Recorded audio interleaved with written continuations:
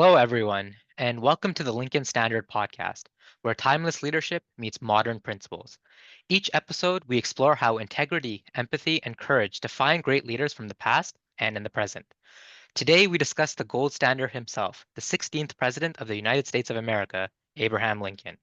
I'm Mir, and joining alongside me today are Doran, Bill, Shiraz, Sayed, Sid, Eli, and Mustafa. Together, we're going to unpack what it means to lead with character in a world that needs it more than ever. So, today's leadership deep dive starts with a timely question. Was Abraham Lincoln's personality consistent with what modern leadership research says makes a highly effective leader? Now, much of what we know today about personality and leadership comes from trait theory. Avolio and Hanna argue that although genetic factors contribute to leadership potential, leaders are mostly developed over time through experience, adversity, and reflection. That lens helps us look at Lincoln not as a born hero, but as someone who grew personality capacities that made great leadership possible. One foundational trait linked with leadership effectiveness is integrity. Roche and Offerman, in their Harvard Business Review article on authenticity, emphasized that trust is built when leaders behave in ways that are consistent with their values. Lincoln embodied this. His nickname, after all, was Honest Abe, and it reflected a lifetime of transparency and fairness. That credibility allowed people to follow him even through decisions that were controversial or painful. Another key trait aligned with effective leadership is conscientiousness. Conscientious leaders show persistence and discipline. Drucker's Managing Oneself article stresses that leaders must understand how they perform best and continuously improve. Lincoln was self-educated and relentlessly hardworking. He mastered policy details and military reports well beyond what the role required. His commitment to preserving the Union and expanding freedom showed a long-term focus and refusal to compromise on essential goals. Trait research also points to the importance of empathy and cooperation in leadership success. Agreeable leaders maintain relationships and reduce conflict. Lincoln famously built a cabinet of rivals, valuing disagreement because it made decisions more stronger. This reflects what Avolio and Hanna describe as a leader identity that shifts focus away from oneself and towards others. Lincoln led for collective good. His empathy for the human cost of war shaped his leadership choices. Now, Lincoln was not a high energy extrovert by any means. He was private, soft spoken, and often reflective. But Pfeiffer reminds us to avoid oversimplifying authenticity and charisma. Leadership sometimes requires acting with confidence despite doubt. Lincoln stepped forward publicly only when it mattered most. His speeches carried enormous emotional power because they were delivered with purpose rather than self-promotion. Finally, Lincoln demonstrated strong openness to learning. Drucker argues that leaders must manage themselves through feedback and experimentation. Lincoln adapted his strategies as the Civil War evolved. His thinking on slavery shifted as he listened, learned, and observed what the nation needed. That reflects a leader whose traits support growth instead of rigidity. So, Lincoln's personality looks incredibly consistent with what many academics identify as the traits of influential and responsible leaders. He displayed honesty, conscientiousness, empathy, adaptability, and the courage to act publicly in moments where leadership truly counts. When we view Lincoln through today's leadership science, he matches not just the profile of a strong leader, but an evolving one. And that evolution helped him transform the future of the United States. And while Lincoln's personality traits help explain how he led so effectively, the next question is just as important. You see, strong leadership is not only about who you are, but whether you understand yourself. So, up next, we are going to take a look at Lincoln's level of self awareness and how it shaped his decisions during some of the most challenging moments in American history. Mustafa? Here. So in this segment of the discussion, we're going to be discussing whether Abraham can exhibited self-awareness. So firstly, we need to define self-awareness. So according to the Institute of Leadership, it defined it as ongoing journey that and the ability to understand one's own emotions, strengths, weaknesses, values, and how it affects others. So this enables leaders to adapt their leadership styles accordingly and make informed decisions, develop emotional intelligence, and foster stronger relationships with their team. So as we mentioned previously and previous argument, the genetic features contribute to leadership and potential that leaders are mostly developed over time, experience, and reflection. Reflection, in fact, is an important part of self-awareness, and it's equally important for self-understanding. And Abraham Lincoln didn't exhibit great degree of self-awareness. He did exhibit a great degree of self-awareness all through his writing, speeches, which reveal his motives, limitations, and moral responsibilities. So, just a brief example of his self-awareness in one of his speeches from his inaugural address in 1865, and I quote: "Read the same Bible and pray to the same God, and each invoke his aid against the other." The So this passage, so it demonstrates and personal self-awareness. Even righteous causes can be entangled with human limitations and biases. So now moving on to the other question of why Abraham can exhibit self-awareness. So there are many reasons, include a combination of temperament, experience, intellect, and self-vision. By nature, growing up, Lincoln was an introvert. He's self-educated with minimal formal schooling. Taught himself by firelight whilst splitting rails during the day. But his moral visions is actually what made him consciousness and the inner life of empathy for the human. He saw himself in everyone, even in those who oppose him. Self-awareness arose from emotional temperament, analytical discipline, and self-education. In addition to self-awareness, we also have to consider if Abraham Lincoln was authentic. So with regards to that, into that. Let's discuss Lincoln's authenticity. Authentic leadership theory highlights four key elements: self-awareness, internalized moral perspective, balanced processing, and relational transparency. Looking at Lincoln through this lens, much of his conduct aligns strongly with these dimensions, especially during the Civil War. Lincoln led with purpose. He had a clear sense of personal limitations and calling. He spoke openly about his humble background, his doubts, and his emotional burdens, using writing and reflection to regulate himself before acting. In Nancy Cohen's analysis of Lincoln's wartime letters, they emphasize this disciplined self-knowledge as foundational to his leadership. This is characteristic of authentic leaders, who act from a grounded understanding of themselves rather than ego performance. Lincoln also had an internalized moral perspective. Lincoln's core commitments guided decisions even when they were politically costly. The, Emancip the Emancipation Proclamation in 1863 is often read as strategic, but recent ethical leadership commentary stresses how Lincoln consistently framed emancipation as a moral as well as constitutional necessity, accepting personal and political risk to align policy with principle. This pattern is central to authentic leadership. However, calling Lincoln authentic requires acknowledging ambiguities. He suspended habeas corpus, tolerated harsh wartime measures, and his early public statements on race fell short of full equality. These choices show that authenticity is not the same as moral perfection. Rather, Lincoln's authenticity appears in how he owned these decisions, justified them publicly, and revisited these positions as the war and his convictions developed. This consistent tie-in with his actions to preserving a moral and democratic union helped expand liberty. That willingness to evolve in full view of the public instead of hiding behind rhetoric strengthens rather than weakens the case for authenticity. So my answer is yes. Lincoln can be considered an authentic leader. His leadership demonstrates a durable alignment with inner values and outward action, a reflective and consultative decision process, and transparent relationship with his followers. His moral and constitutional dilemmas demonstrate that authentic leadership operates in tension with power, risk, and historical context rather than being a part of them. Let's look at how adaptable Lincoln is next.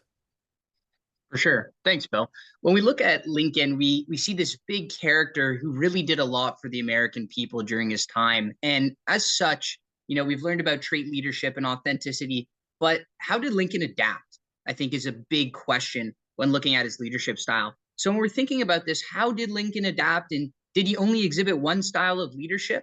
Well, when most people think about Abraham Lincoln, they think of honesty, courage, and the large thing he did was the Emancipation Proclamation. But what really set him apart wasn't just what he did, it was how he led.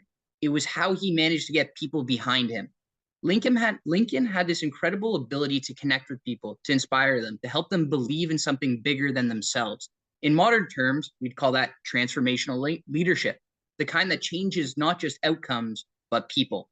One of the large things we talked about in class was this transformational leadership model developed by James McGregor Burns and then later expanded on by Bernard Bass. And that put in 4 key pillars: idealized influence, inspirational motivation, intellectual stimulation, and individualized consideration.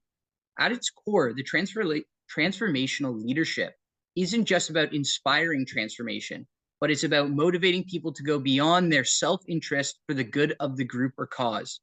Lincoln didn't lead through fear or power. He led through purpose, empathy, and moral vision, a common theme throughout. To demonstrate this, I wanted to give an example from the Emancipation Proclamation during the Civil War.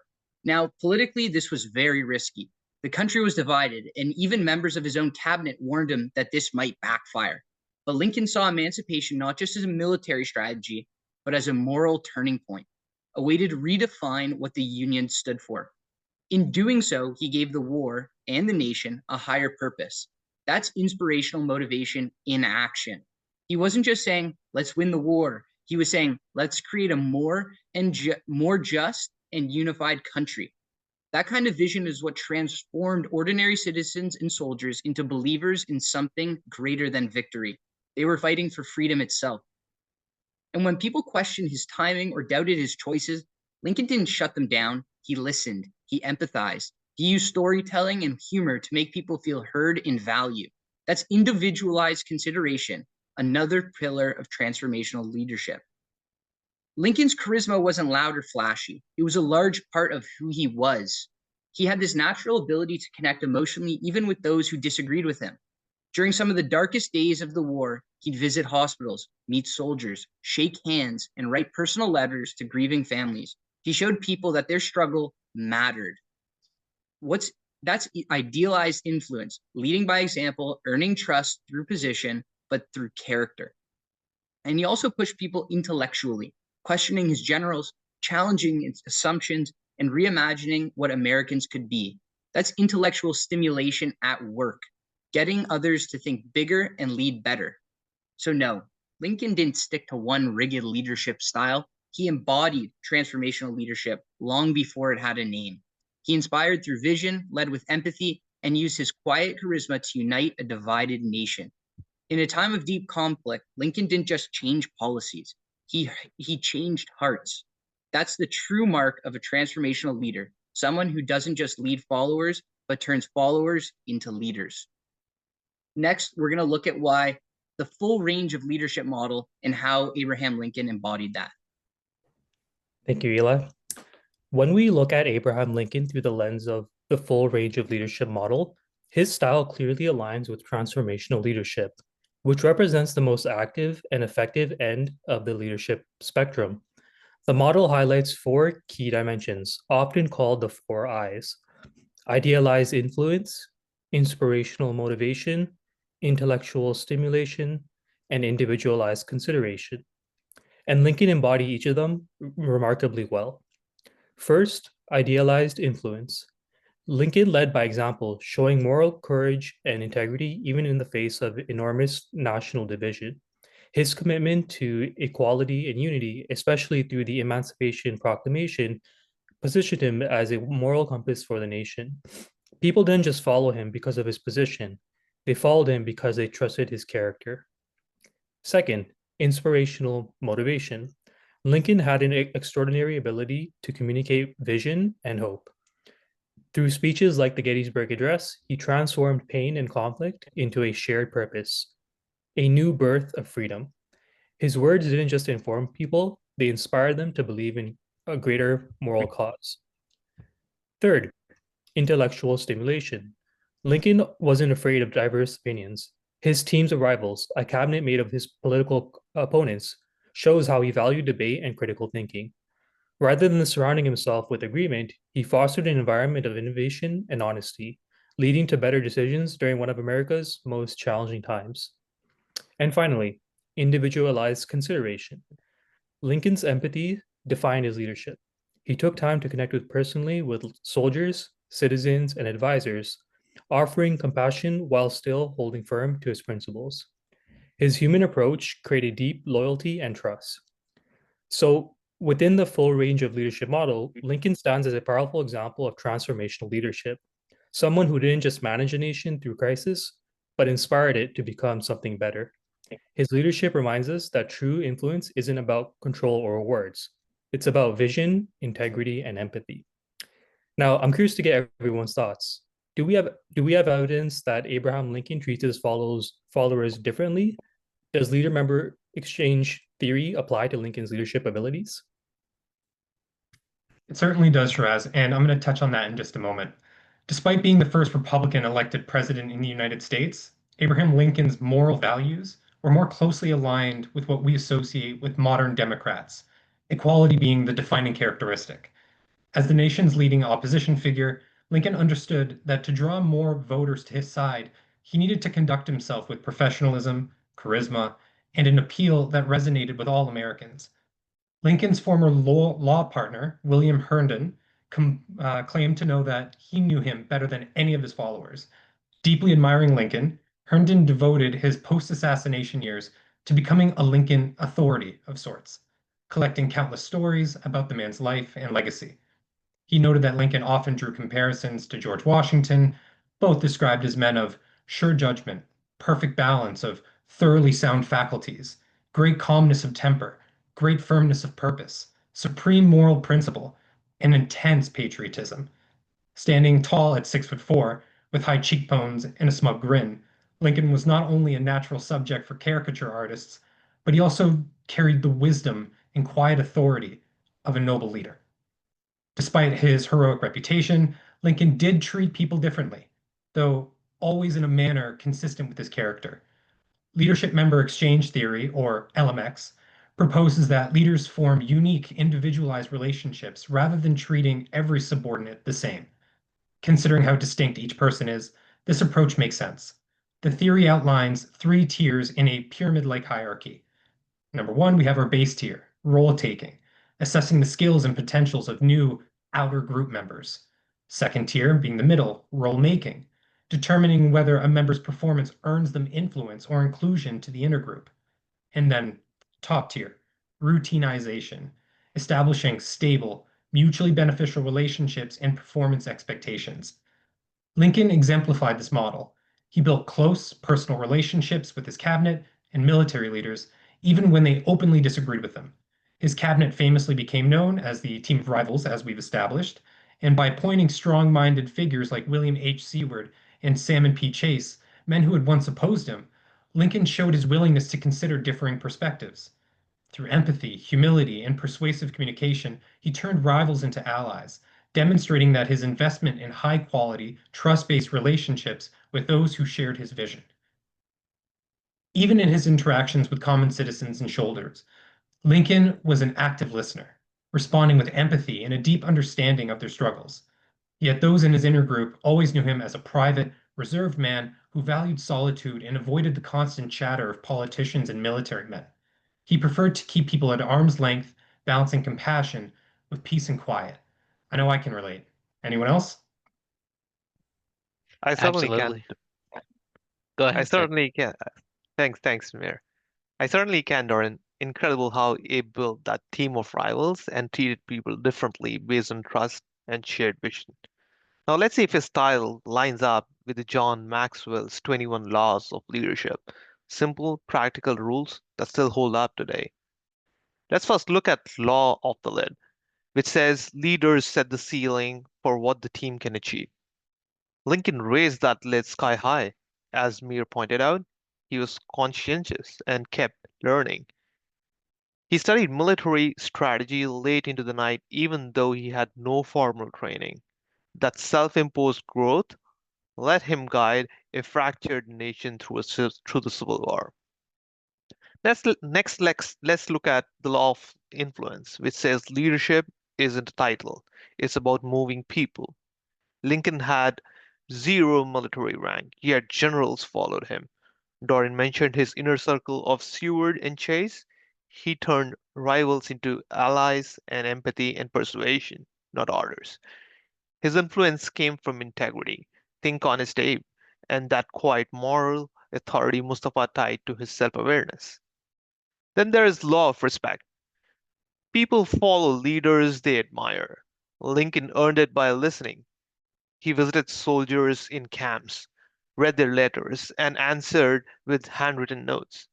Even common folks felt seen. Combine that with law of connection, he touched hearts before asking for hands.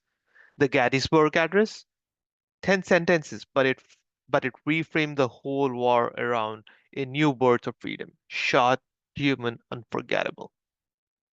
Finally, the law of victory. Leaders find a way to win.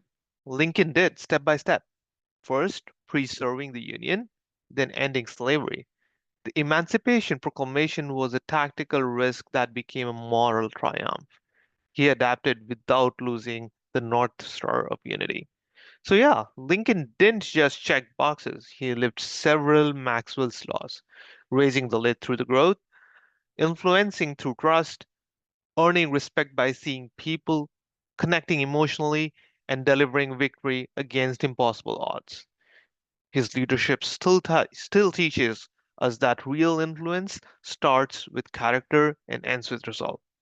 Up next, let's hear from Menu into what Lincoln truly valued and and tough ethical trade-offs he faced. Thanks, Sid. And again, what we're going to look into is what Lincoln value, right? What did he value? And what are those, are there any ethical bias considerations, for example, in his leadership?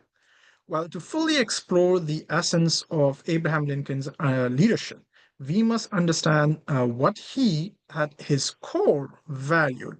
Now, his moral compass and conscience were rooted in a deep commitment to the survival of the Union. Now, we've known that, right? And the principle of human liberty.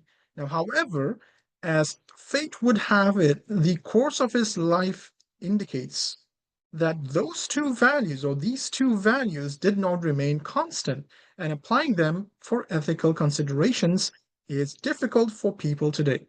Now, Lincoln's ultimate value was to preserve the United States as one united democratic nation. Now, he famously wrote, and I quote, "My paramount object in this struggle is to save the Union, and is not either or to save or to destroy slavery." End quote. Now, this shows a leading or a leader putting all important V of the nation more than anything else. Now, this is a core idea in models of ethical leadership and transformational leadership. This value comes through most strongly in his Gettysburg Address, where he kind of refocused the cause of the war to be a struggle to preserve a new nation where the, end quote, "government of the people, by the people, for the people, shall not perish." Now, while Lincoln, with the Union, valued equality and freedom, his thinking evolved. Early on, his plan evolved the idea of containment of slavery and not necessarily a nationwide immediate abolishment of slavery. Now, the pragmatic, stepwise growth of a more moral or goal, you can say, can be interpreted as a necessity in response to the political dimensions of that era.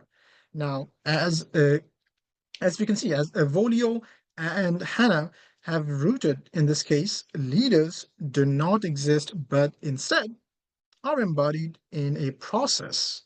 Now, Lincoln's values matured because of encounters and through the crucible of war, leading to the opportunity that came with the Emancipation Proclamation and subsequently the 13th Amendment. Now, this moves us to the consideration of ethics, Lincoln's leadership, while having a vision, also came with sizable ethical tensions from a contemporary ethical perspective. Now, the most significant controversy had to do with civil liberties. To save the Union, Lincoln suspended the writ of habeas corpus and allowed the arrest and detention of suspected, what you can say is secession without trial. Now, considering or strictly related to an ethical perspective, this raises the concern of whether national security in this context of a national conflict trumped the sanctity of individual rights.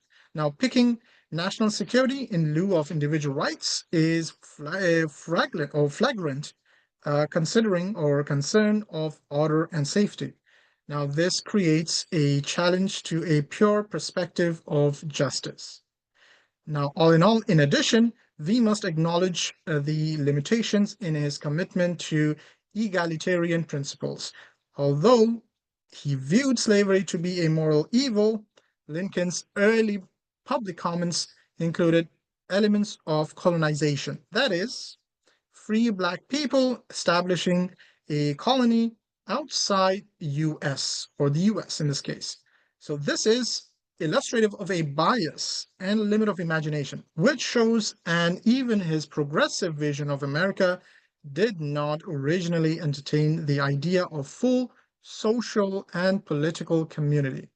Now, in other words, we see a leader who is trying to develop the moral conviction that he would develop later, and who is certainly grappling with the enormous ethical challenge of his time, but is not yet free from full of racial prejudice. Now, in conclusion, what is clear is that Lincoln cared singularly about union and liberty, but he worked on both of those values within the constraints of his time.